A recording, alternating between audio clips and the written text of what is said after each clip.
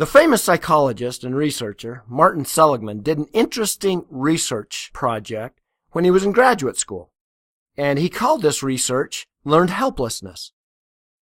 What he did, he got this room and divided it in half with a net, so it kind of looked like a tennis court. And then he put a dog in this room. On each side of the net was an electric grid that he could activate. One half of the room he could activate or turn off. The other half of the room he could activate or turn off. So he'd get the dog in this room and he'd activate this electric grid where the dog was standing. Well, of course, the dog would jump over the net onto the other side of the room where it was safe. He wouldn't get shocked. And then he would electrify that side of the room. He would jump over the other side and back and forth. And then Martin Seligman electrified both sides of the room. So the dog jumped back and forth, finding that there was no escape. There was no escaping this problem. So the dog went over into the corner of the room, huddled and whimpered.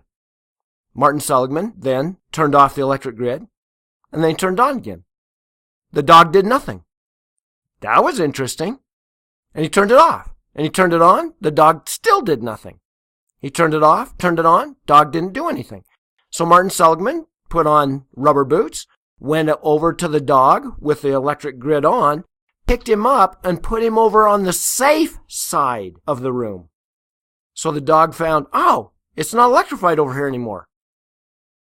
And then Martin Seligman would electrify that side of the room and pick the dog up and show him that the other side was safe, until the dog realized that jumping back and forth was productive and helpful, and then the dog was cured. Now what happened is the dog actually got depressed. Martin Seligman created depression in this dog by giving him a problem that was unsolvable. This is called learned helplessness.